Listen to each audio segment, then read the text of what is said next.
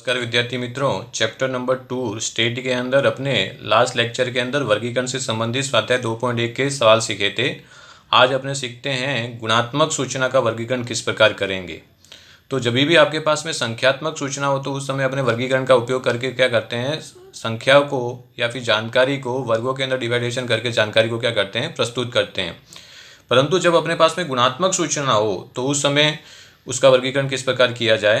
तो सबसे पहले तो गुणात्मक सूचना का वर्गीकरण किसे कहते हैं, तो गुणात्मक सूचना के अवलोकन का वर्गीकरण हेतु निर्धारित स्तरों अनुसार यानी जो जानकारी दी है उसके अनुसार पंक्ति व स्तंभ में गठन करने की पद्धति को गुणात्मक सूचना का वर्गीकरण कहते हैं।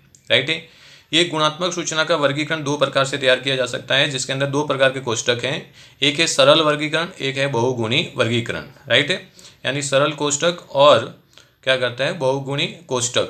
तो ये कोष्टक रचना के अंदर जब एक ही गुणधर्म दिया हो तब उसे सरल वर्गीकरण द्वारा किया जाता है, जिसके सिंपल टेबुलेशन बोलते हैं।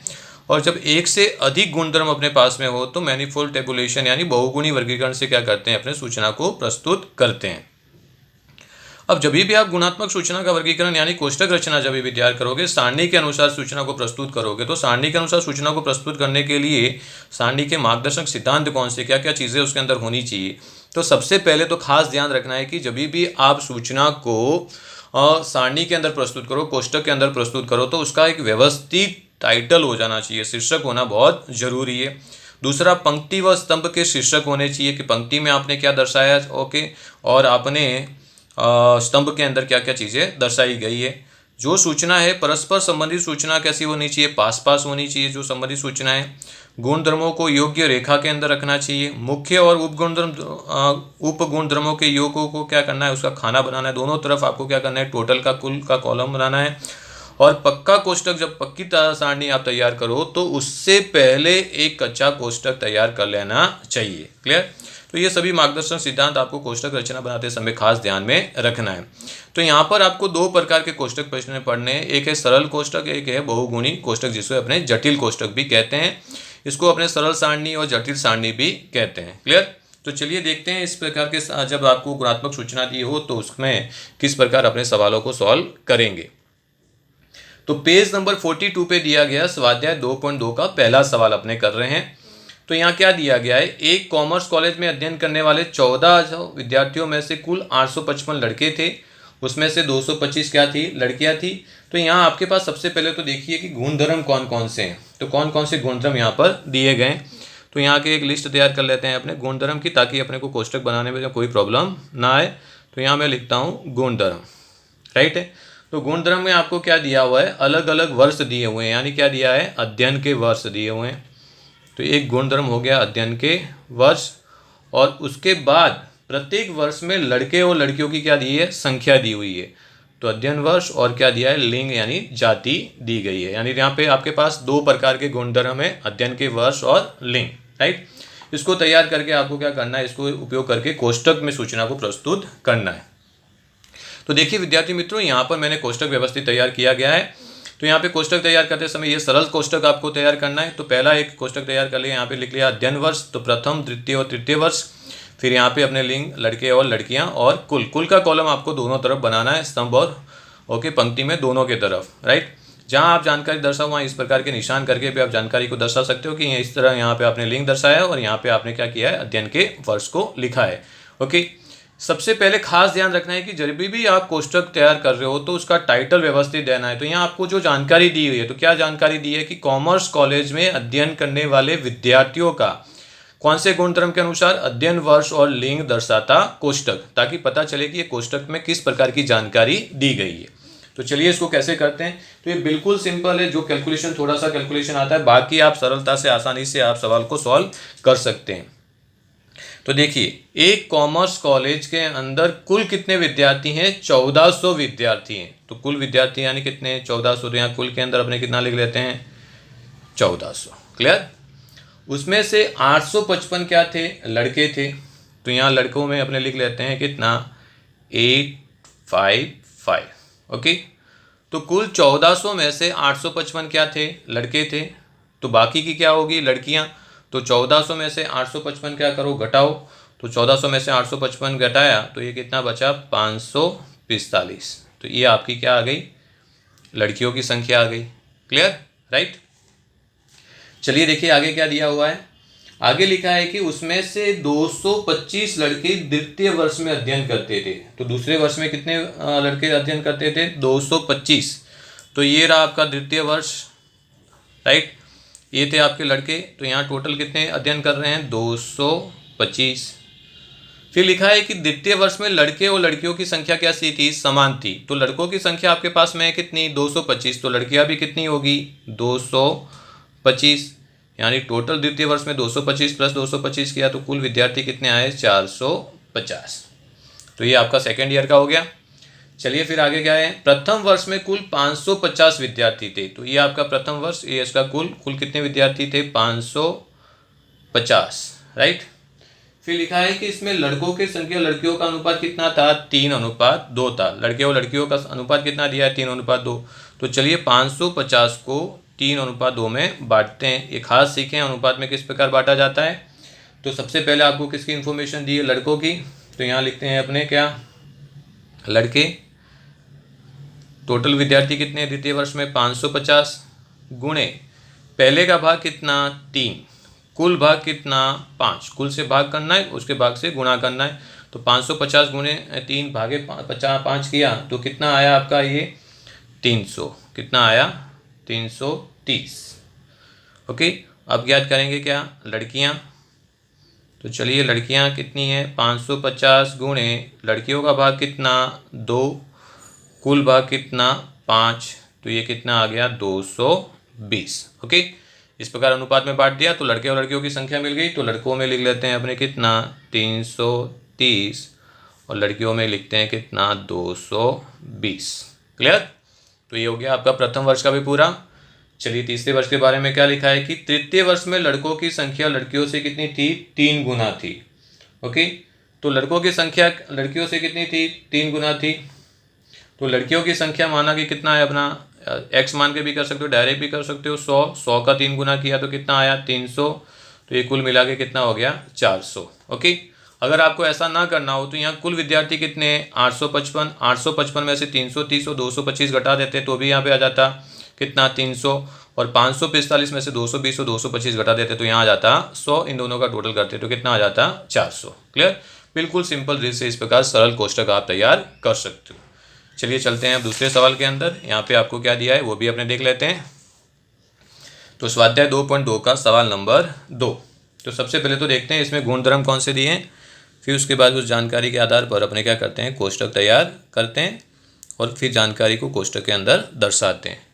तो यहाँ एक कार्यालय में कुल 1600 कर्मचारी दिए हुए हैं। इन कर्मचारियों में पुरुष और स्त्रियों की संख्या दी हुई है। क्या दिया हुआ है? पुरुष और स्त्री। यानी दिया हुआ है लिंग यानी जाति दी हुई है आपको, राइट।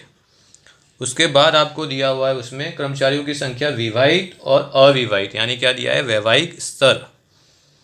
क्या दिया है? वैवाहिक स्तर दिया है। यानी 2 प्रकार के गुणधर्म है। आपको खास गुणधर्म ध्यान रखना है। गुणधर्म के ऊपर से आपको पता चलेगा कि इसमें सरल सारणी तैयार करनी है या फिर जटिल सारणी तैयार करनी है। तो यहाँ 2 ही गुणधर्म है तो इसके लिए सरल कोष्टक तैयार करेंगे। तो यहाँ अपने वैवाहिक स्तर को ले लिया, विवाहित अविवाहित, और यहाँ लिंग ले लिया, जाति ले ली, पुरुष और स्त्री यहाँ पे दोनों तरफ बनाया कुल का कॉलम।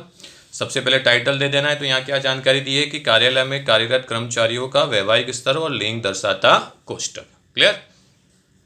अब चलिए इस सवाल को पढ़ते जाएंगे और जो जो जानकारी दी है उसको रखेंगे और जो जानकारी नहीं दी है उसको ज्ञात करेंगे। तो देखिए क्या दिया हुआ है आपको।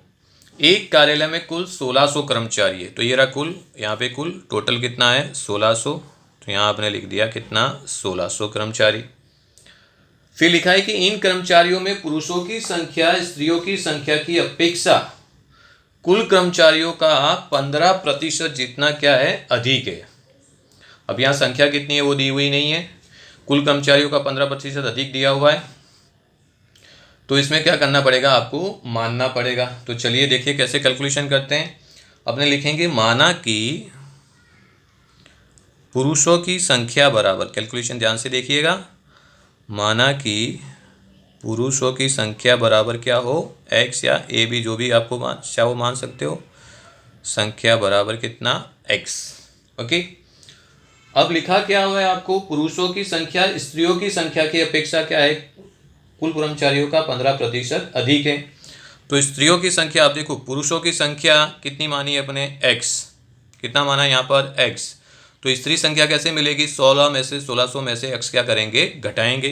तो यहाँ लिखेंगे स्त्रियों की संख्या बराबर, स्त्रियों की संख्या बराबर कैसे मिलेगी वो, पुरुष x माना है तो 1600 में से x घटा देंगे, तो यहाँ लिखेंगे 1600 माइनस x। क्लियर, ओके, मान लिया। आप ए भी मान सकते हो। फिर लिखा है क्या है कि कुल कर्मचारियों का स्त्रियों की संख्या, पुरुषों की संख्या स्त्रियों की संख्या की अपेक्षा कुल कर्मचारी का 15% अधिक थी।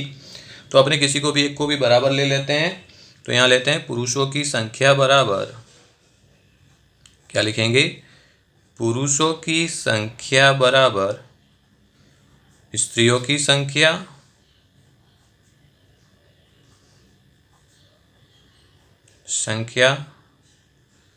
प्लस, अब कुल कर्मचारियों का कितना है, 15% अधिक है। स्त्रियों की संख्या से कुल कर्मचारियों का 15% अधिक, यानी कुल कर्मचारी कितने हैं, 1600, उसका 15% करेंगे तो लिखेंगे 15/100। क्लियर। अब पुरुषों की संख्या आपने क्या माना था, x, तो यहाँ लिख लेते हैं x बराबर, स्त्रियों की संख्या बराबर क्या माना था आपने, 1600 माइनस x प्लस 1600 गुणे 15/100 किया तो कितना आया, 240। क्लियर। अब ये माइनस x है, इस तरफ गया तो ये क्या हो जाएगा, प्लस, तो x और x प्लस कर दिया तो ये कितना हो गया, 2x। यहाँ 1600 प्लस में है और 240 भी क्या है, प्लस में, तो ये कितना हो गया आपका 1840। क्लियर। तो x बराबर आपको कितना मिला, 1840 बटे में कितना, 2, तो x बराबर आपको कितना मिला, 920। तो x आपने किसको माना था, पुरुषों की संख्या को आपने क्या माना था, x, तो पुरुष आपके कितने मिल गए, 920। क्लियर।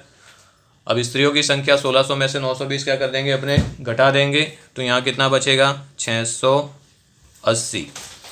तो ये आपका कुल का कॉलम मिल गया। पुरुष कितने मिले, 920, और स्त्रियाँ कितनी मिली, 680, कुल कितने आ गए, 1600। अब देखिए आगे सवाल के अंदर क्या दिया हुआ है, अविवाहित कर्मचारियों की संख्या विवाहित कर्मचारियों की संख्या की अपेक्षा से क्या है, 800 कम है। तो यहाँ पे भी अविवाहित संख्या कितनी है वो दिया हुआ नहीं है, सिर्फ कम ज़्यादा दिया हुआ है, तो यहाँ पर भी आपको मानकर करना पड़ेगा। तो चलिए मानते हैं, माना कि विवाहित कर्मचारियों की संख्या बराबर विवाहित कर्मचारियों की संख्या बराबर कितना हो, x। ओके, यहाँ पे भी x माना आपने। तो विवाहित कर्मचारियों की संख्या x है, तो अविवाहित की कैसे मिलेगी, 1600 माइनस x। तो यहाँ लिखेंगे अविवाहित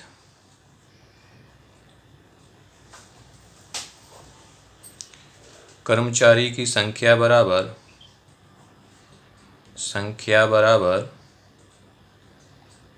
1600 या फिर x, 1600 माइनस x, क्या आएगा, 1600 माइनस x। क्लियर। 1600 में से x माइनस करेंगे तो अविवाहित मिल जाएगा। अब आपको क्या लिखा हुआ है, अविवाहित कर्मचारियों की संख्या विवाहित की अपेक्षा 800 क्या है, कम है। किसकी अपेक्षा कम है, विवाहित की अपेक्षा। तो यहाँ लिखेंगे अविवाहित कर्मचारियों की संख्या बराबर अविवाहित कर्मचारी की संख्या बराबर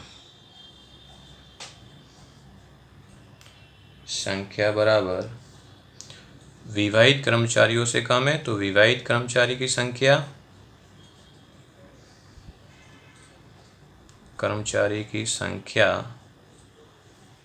माइनस, यहाँ अधिक था तो प्लस किया था, तो यहाँ कम है तो क्या करेंगे, माइनस कितना, 800। यहाँ संख्या दी हुई है आपको। तो चलिए अविवाहित कर्मचारियों की संख्या बराबर आपने क्या माना था, 1600 माइनस x, तो यहाँ 1600 माइनस कितना रख देते हैं, x। विवाहित कर्मचारियों की संख्या आपने कितनी मानी थी, x, तो यहाँ लिख लेते हैं x, और माइनस कितना है, 800। ओके, अब ये माइनस x इस तरफ जाएगा तो x क्या हो जाएगा, प्लस हो जाएगा, तो ये हो गया 2x। ओके, अब ये माइनस में 1600 इस तरफ जाएगा तो ये भी प्लस हो जाएगा, तो 1600 प्लस कितना हो गया, 800। तो 2x बराबर आपको कितना मिला, 2400। So the value of x is 2400 divided by कितना, 2। x बराबर आपको कितना मिला 1200, x बराबर 1200 मिल गया। अब x किसको माना था आपने, विवाहित कर्मचारियों को माना था, तो विवाहित कर्मचारी में लिख लेते हैं यहाँ कितना 1200, तो अविवाहित 1600 में से 1200 गए तो डायरेक्ट मिल जाएगा कितना 400। ओके, तो अब आपके पास में कुल पुरुषों की संख्या, स्त्रियों की संख्या और विवाहित और अविवाहित की संख्या आ गई। अब चलिए आगे दिया हुआ है क्या, अविवाहित स्त्रियों की संख्या दी हुई है कितनी 195, तो ये अविवाहित और स्त्रियों की संख्या कितनी दी हुई है आपको 195, एक ही जानकारी दी है। चलिए अब 680 में से 195 क्या कर दो, माइनस कर दो, तो ये कितना बचा आपका 485, राइट। अब यहाँ पे आपका कितना है 400, यहाँ कितना है 195, तो 400 में से 195 क्या कर दो, माइनस कर दो, तो ये आ गया कितना 205। अब 1200 है, 1200 में से 485 माइनस कर दो, तो ये कितना आया 7411 और ये 715। ओके, तो ये आपका हो गया कोष्टक तैयार, राइट। तो जब आपके पास जानकारी न हो तो इस प्रकार आप मानकर क्या है जानकारी को ज्ञात कर सकते हो, उस जानकारी को फिलअप करके अन्य जानकारी आप आसानी से प्राप्त कर सकते हो। क्लियर।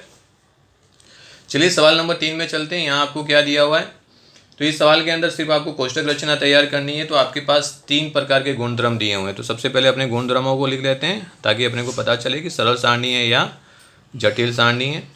तो गुणधर्म आपको क्या दिया हुआ है, पद दिया हुआ है, फिर वैवाहिक स्तर दी हुई है आपको, वैवाहिक स्तर, और फिर जाति यानी लिंग दिया है पुरुष और स्त्रियां।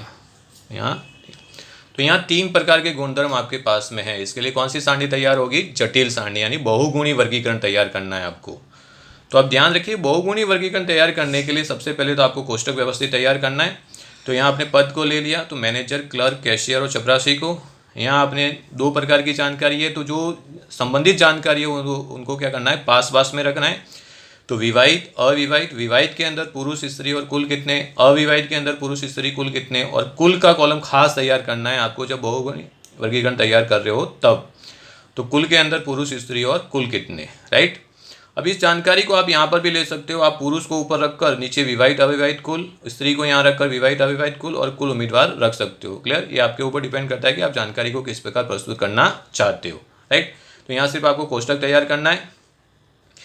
दूसरी चीज़ आपको खास ध्यान रखनी है कि जब भी बहुगुणी वर्गीकरण तैयार कर रहे हो तो प्रत्येक जानकारी के अंदर आपको कुल का कॉलम तैयार करना है। जैसे विवाहित के अंदर कुल कितने, अविवाहित के अंदर कुल कितने और कुल उम्मीदवार के अंदर कुल कितने, ताकि जानकारी को कोष्टक में डालते समय आपको कोई भी प्रॉब्लम ना हो। फिर कुल का कॉलम आपको पंक्ति और रो दोनों के अंदर तैयार करना है। क्लियर। इससे रिलेटेड एक और सवाल देखेंगे जिसके अंदर अपने बहुगुणी वर्गीकरण का सवाल किस प्रकार करते हैं वो देखते हैं। तो चलिए सवाल नंबर 4 के अंदर चलते हैं। तो यहाँ क्या दिया हुआ है, सबसे पहले गुणधर्मों को देख लेते हैं, उसके बाद कोष्टक ऑलरेडी मैंने तैयार करके रखा हुआ है, उस जानकारी को अपने क्या करते हैं, फिलअप करते हैं। तो गुणधर्म के अंदर आपके पास में क्या है, तो यहाँ एक फैक्ट्री में काम करने वाले कुल 1850 स्त्रियों में से स्त्रियों मजदूर विस्तार यानी विस्तार दिया हुआ है, उनका निवास स्थान यानी किस जगह वो रहते हैं वो दिया है विस्तार। उसके बाद आपको क्या दिया हुआ है, अनुभव और बिन अनुभव यानी अनुभव की जानकारी दी हुई है, राइट। उसके बाद दिया हुआ है उसके अंदर विवाहित और अविवाहित यानी वैवाहिक स्तर जानकारी दी हुई, यानी 3 प्रकार के गुणधर्म आपके पास में है। और इन तीनों प्रकार के गुणधर्म के आधार पर आपको क्या करना है, बहुगुणी वर्गीकरण यानी जटिल सारणी तैयार करनी है। तो देखिए यहाँ पे मैंने सारणी ऑलरेडी तैयार करके रखी हुई है। तो यहाँ मैंने ले लिया विवाहित अविवाहित, विवाहित के अंदर अनुभवी बिन अनुभवी कुल, अविवाहित के अंदर अनुभवी बिन अनुभवी कुल, और कुल के अंदर यहाँ कुल कर्मचारी जो है, तो यहाँ कुल के अंदर भी अपने ले लेते हैं कुल स्त्रियां जो दी हुई है आपको, उसके अंदर अनुभव बिन अनुभवी और कुल, और यहाँ ले लिया मजदूर विस्तार और अन्य विस्तार। ध्यान रखना कि बहुगुणी वर्गीकरण के अंदर जो संबंधित जानकारी होती है वो जानकारी को अपने क्या करते हैं, पास पास में लिखते हैं। तो यहाँ संबंधित जानकारी कौन सी है, विवाहित, अनुभव और बिन अनुभव। आप अनुभव को ऊपर लेकर नीचे विवाहित अविवाहित भी रख सकते हो। क्लियर। तो देखिए सवाल को कैसे सॉल्व करते हैं। एक फैक्ट्री में काम करने वाले कुल 1850 स्त्री, तो ये देखिए कुल, यहाँ पे भी कुल टोटल कितना है 1850। ध्यान से जो कोष्टक जहाँ जानकारी दी है वहाँ रखना है आपको। 540 स्त्रियाँ मजदूर विस्तार में रहती थी, तो ये रहा आपका मजदूर विस्तार, ये रहा कुल टोटल कितने रहती थी मजदूर विस्तार में 540। ओके। अब देखिए टोटल 1850 है, उसमें से 540 मजदूर विस्तार में रहती होगी, तो बाकी की अन्य विस्तार में रहती होगी। तो 1850 में से 540 माइनस कर दो तो यहाँ पे कितना आ गया 1301। 549 है यहाँ पे, सॉरी यहाँ 549, तो यहाँ कितना आया 1301। क्लियर। उसके बाद दिया क्या हुआ है आपको, मजदूर विस्तार में रहने वाली स्त्रियों में से 250 स्त्रियों को नौकरी का अनुभव था। कितनी? 250। तो देखिए मजदूर विस्तार में 549, उसमें से अनुभवी स्त्रियां कितनी हैं 250, और भी विवाहित स्त्रियां, तो ये विवाहित और ये अनुभवी, तो यहाँ पे टोटल कितना आया 250। विवाहित अनुभवी स्त्री आई, राइट है, नौकरियों का अनुभव था। और 93 स्त्रियां जो थी वो कैसी थी, बिन अनुभवी। तो विवाहित के अंदर बिन अनुभवी, यहाँ कितना 93 यानी 93 रख दिया यहाँ पर, राइट है। 250 और 93 को प्लस कर दो तो 9 5 14, ये कितना हो गया 343। ये कोष्टक आपका तैयार हो गया। फिर लिखा है कि जबकि अन्य विस्तार में रहने वाली स्त्रियों का ये क्रम कितना था 87 और 400। कितना था 87 और 400। क्लियर। तो यहाँ पे लिख लेते हैं अपने 87, यहाँ लिख लेते हैं कितना 400, टोटल ये कितना हो गया 487। क्लियर। चलिए, नौकरी में बिन अनुभव हो ऐसी कुल 1336 स्त्रियां थी। तो बिन अनुभवी, तो ये कुल स्त्रियां, इसमें से बिन अनुभवी कितनी थी 1336। तो 1850 में से 1336 बिन अनुभवी थी। इसका मतलब हुआ कि 514 स्त्रियां कैसी थी, अनुभवी। तो यहाँ एक और कॉलम आपका पूरा हो गया। फिर लिखा है कि जिसमें से 136 मजदूर विस्तार में रहती थी। तो 136 जो बिन अनुभवी थी वो कहाँ पे रहती थी, मजदूर विस्तार में रहती थी। तो ये रहा मजदूर विस्तार। यहाँ बिन अनुभवी में कितना आएगा 136, 136। अब टोटल बिन अनुभवी कितनी 1336 में से 136 मजदूर विस्तार में, तो 1200 कहाँ पे रहती होगी आपकी अन्य विस्तार के अंदर, राइट। फिर क्या दिया हुआ है, कुल स्त्रियों में से 1020 स्त्रियां कैसी थी, अविवाहित थी। तो कुल स्त्रियों में से अविवाहित कितनी थी 1020, और जिसमें से नौकरी का अनुभव हो ऐसी स्त्रियों की संख्या मजदूर विस्तार और अन्य विस्तार में कितनी थी 163, और कितना था 14, यानी टोटल कितना है 1020 स्त्रियां कहाँ पे थी, अविवाहित थी। तो यहाँ पे अविवाहित में लिख लेते हैं 1020, उसमें से 163 कहाँ पे रहती थी, मजदूर विस्तार में, और 14 कहाँ पे रहती थी, अन्य विस्तार के अंदर। तो 163 मजदूर विस्तार के अंदर, अनुभवी के अंदर, और 14 कहाँ पे रहती थी आपकी अन्य विस्तार के अंदर। तो यहाँ लिख लेते हैं अनुभव 163, और यहाँ पे कितना आएगा आपका 14, यानी टोटल आपका कितना हो गया 177। ओके। अब 1020 कुल स्त्रियां अविवाहित में से 177 अनुभव थी। तो बिन अनुभवी कितनी होगी, तो इसमें से इतना क्या कर देंगे माइनस कर देंगे, तो ये कितना आ गया आपका 843। क्लियर। अब चलिए अब यहाँ पे करते हैं अपने, तो यहाँ अनुभव कितना है 250, और यहाँ कितनी है 163। तो 250 और 163 को प्लस करो तो यहाँ पे टोटल कितना आ गया आपको 413। ओके, या फिर डायरेक्ट कर दो आप 549 में से 136 माइनस करेंगे तो भी 413 आ जाएगा। अब 1301 में से 1200 है, यहाँ पे कितना आ जाएगा 101। क्लियर। अब बिन अनुभवी देखिए यहाँ कितनी है 400, यहाँ कितना है 1200। तो यहाँ पे 400 में से 1200, ये 1200 में से 400 गया तो यहाँ कितना आ गया 800। तो ये टोटल हो गया कितना 814। यहाँ कितना है बिन अनुभवी 136, और यहाँ पे कितना है 93। तो 136 में से 93 घटा दो तो यहाँ पे कितना आ गया आपका 43। क्लियर। अब इन दोनों को प्लस करो तो ये हो गया 206, और दोनों को प्लस किया तो 1020। अब चलिए यहाँ का भी टोटल कीजिए तो ये कितना हो गया 337 493, और ये हो गया 830। ओके, तो ये हो गया आपका बहुगुणी वर्गीकरण दिया हो तो किस प्रकार कोष्टक तैयार किया जा सकता है, राइट। इससे रिलेटेड एक और सवाल दिया है, सवाल नंबर 5, उसको भी अपने देख लेते हैं। तो एग्जाम्पल नंबर 5, तो यहाँ पे भी आपके पास गुणधर्म कितने हैं वो देख लेना है। तो सबसे पहले यहाँ लिख लेते हैं अपने गुणधर्म, कौन कौन सी जानकारी आपको यहाँ पर दी हुई है। तो यहाँ एक निजी फैक्ट्री में काम करने वाले प्रशिक्षित और अप्रशिक्षित यानी प्रशिक्षण दिया हुआ है आपको एक गुणधर्म। उसके बाद में आपको क्या दिया हुआ है इसके अंदर, जिसमें से 1300 पुरुष और स्त्रियाँ दी हुई है, यानी लिंग यानी जाति के अनुसार दिया हुआ है जानकारी। और उसके बाद आपको अलग अलग वर्ष की जानकारी दी गई है। ओके, तो अलग अलग वर्ष में प्रशिक्षित और अप्रशिक्षित कारीगरों के अंदर पुरुष और स्त्रियों की संख्या आपको ज्ञात करनी है। तो यहाँ कोष्टक तैयार कर दिया। सबसे पहले व्यवस्थित उसको टाइटल दे देना है, निजी कंपनी में काम करने वाले कारीगरों का वर्ष, प्रशिक्षण और लिंग की संख्या दर्शाता कोष्टक। अब सवाल को ध्यान से पढ़ते जाइए और जो जो जानकारी वहाँ पर मिलती जाए उसके अंदर कोष्टक के अंदर रहते जाइए। सबसे पहले करते हैं 2011 के अंदर। तो 2011 के वर्ष में 1250 प्रशिक्षित और 400 क्या थे, अप्रशिक्षित कारीगर थे। तो टोटल कितने, 1250 ये प्रशिक्षित में कुल में आ गया और 400 कैसे थे, अप्रशिक्षित के कुल में आ गया 400। और ये टोटल कितने हो गए आपको, 1250 और 400 यहाँ पे हो गए 1650। ओके, फिर लिखा है कि 220 स्त्री कारीगर थी जिसमें से 140 अप्रशिक्षित थी।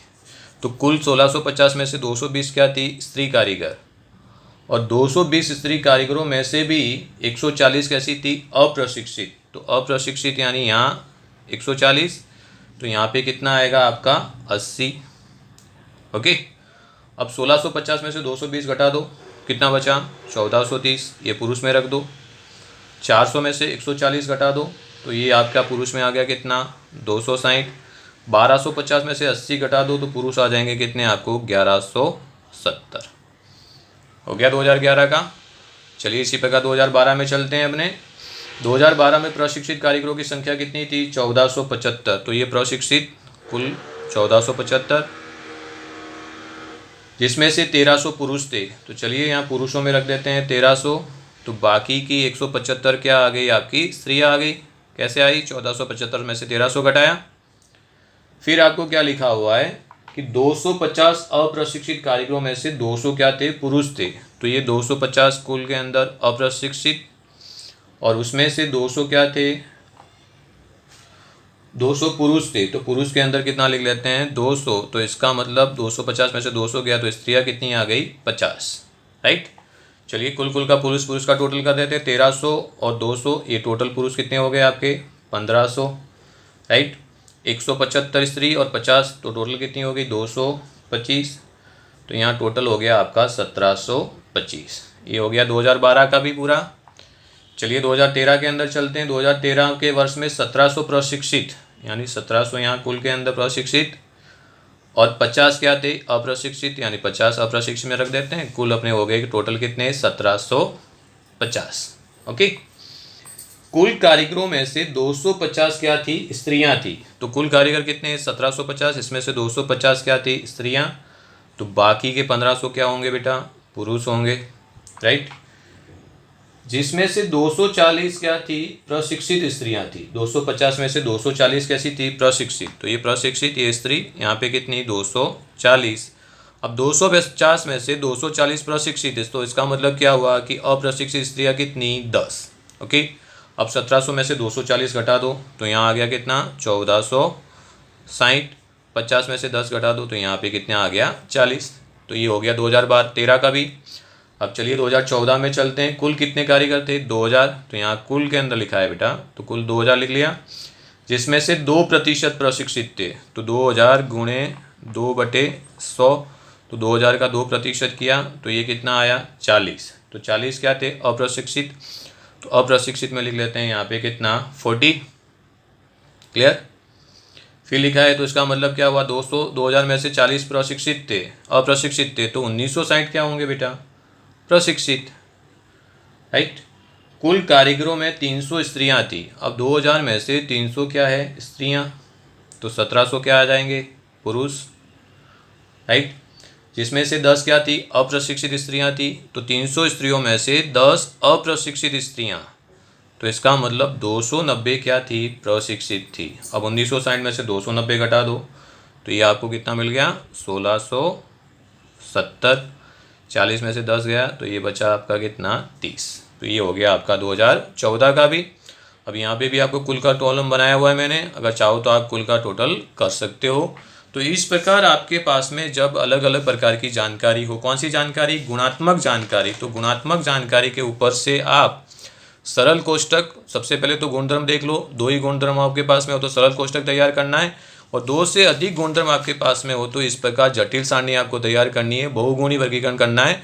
बहुगुणी वर्गीकरण करते समय जानकारी जो एक से संबंधित हो उन जानकारी को पास पास में लेना है, मुख्य जानकारी को आपको क्या करना है, अलग रखना है। तो और जो जानकारी जिस प्रकार दी हो संख्याओं को उसके अंदर रखते जाएंगे, तो आपको सवाल करने में प्रॉब्लम आएगा नहीं। होप्स हो कि आपको स्वाध्याय 2.2 के ये सभी सवाल समझ में आ चुके होंगे। Thank you very much. जय हिंद, जय भारत, स्वस्थ रहिए, मस्त रहिए।